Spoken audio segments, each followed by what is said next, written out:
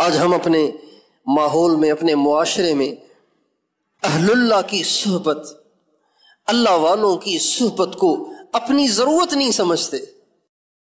جیسے کھانے کی بھوک لگتی ہے نا، پانی کی پیاس لگتی ہے تو پانی کہیں نہ کہیں سے ڈھونڈ کے لائی لیتے ہیں، اور بھوک لگتی ہے تو کہیں نہ کہیں سے کھانا مہیا کر ہی لیتے ہیں۔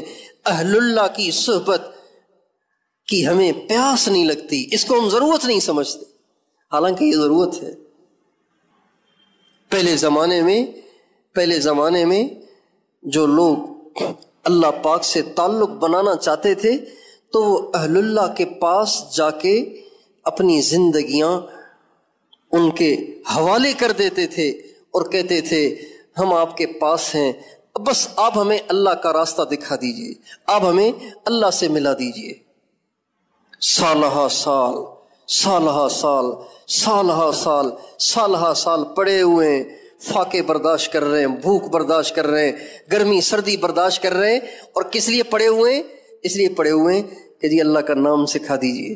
جیسے آج کل لوگ باہر ملکوں میں کمانے جاتے ہیں نا، 17 سال باہر ملکوں میں رہتے ہیں، 20 سال کماتے رہتے ہیں، 30 سال کماتے رہتے ہیں۔ ہمارا ایک دفعہ پنجگور جانا ہوا، پنجگور 2001 میں پنجگور جانا ہوا، تو وہاں پہ ایک بستی میں گئے تو وہاں پہ ایک شخص ملے، کہنے لگے میں آج 7 سال کے بعد اپنے گھر آیا ہوں۔ جب میں گیا تھا تو میرا بچہ میری بیوی کے پیٹ میں تھا، اب میں آیا ہوں تو میرا بیٹا پرائمری پڑھ رہا ہے۔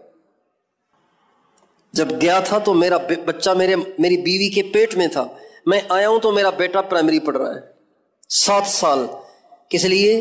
کمانے کے لیے، اس لیے کہ اس کو ضرورت سمجھتے ہیں۔ اللہ سے تعلق کو ہم اپنی ضرورت نہیں سمجھتے۔ زندگی میں گناہ ہیں، گناہوں کے ساتھ زندگی گزارنا ہمیں گوارا ہوا ہے۔ ٹھیک ہے، چل رہے ہیں گناہ، اللہ بڑا غفور الرحیم ہے، اس کی طرف نہیں ہے کہ میں کیا ایسا راستہ بناؤں، کیا ایسی سبیل نکالوں کہ میری زندگی سے گناہ نکل جائیں۔ نماز پڑھ رہا ہوں، کوئی نماز میں دھیان نہیں، کوئی نماز میں لذت نہیں، کوئی سجدے کا سرور نہیں، کوئی اللہ سے تعلق نہیں۔ ٹھیک ہے، جیسے گاڑی چل رہی ویسے چل رہی ہے۔ کیا ہم دنیا کے بارے میں بھی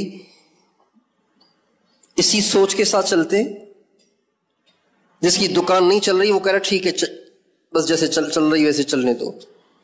ہم دنیا کے معاملات میں جب کبھی مطمئن نہیں ہوتے تو میرے دوستو ہمیں آخرت کے معاملات میں بھی ایسے مطمئن نہیں ہونا چاہیے، بلکہ فکر مند ہونا چاہیے، اس کی محنت اور کوشش کرنی چاہیے کہ کس طرح مجھے اللہ کا تعلق حاصل ہو جائے۔